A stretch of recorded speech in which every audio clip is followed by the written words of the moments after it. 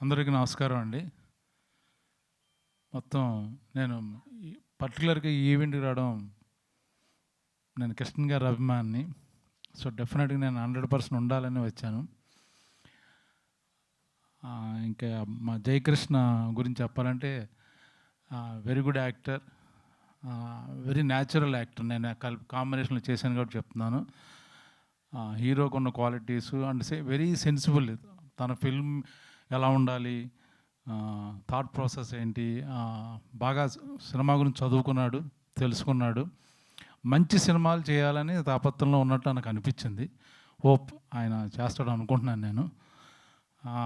ఈ సినిమాలో మోహన్ బాబు గారు కాంబినేషన్ కూడా చేశాను.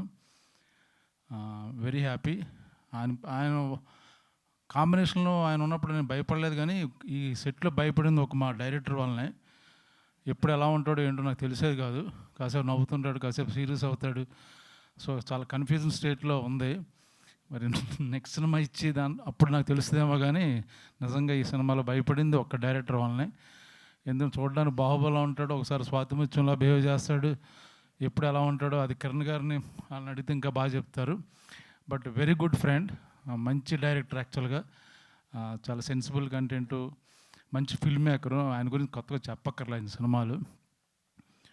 ఇంకా తమ్ముడు నరేష్తో యాక్ట్ చేయడం జరిగింది. కాంబినేషన్ మాకు అంటే గొప్ప క్యారెక్టర్ కాదు నాది, బట్ మంచి క్యారెక్టరు.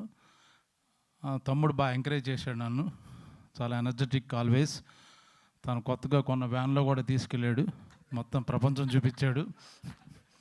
ఇద్దరం కలిసి మోహన్ బాబు గారు ఒక నైట్ ఆయన డిన్నర్ పెడితే మేము ఇద్దరు వెళ్ళాం. ఆయన మా అమ్మ బాగా మాకు భోజనం పెట్టి, ఏంటంటే 2 సింగిల్ మాటలు కదా ఇచ్చింది మనకి, గిఫ్ట్లు కూడా ఇచ్చి పంపించారు. పర్లేదు చెప్పుకోవచ్చు అన్న, ఇప్పుడు జెన్జీ బ్యాచ్ కదా, ఇప్పుడు ఓకే, సీరియస్ అవ్వద్దు.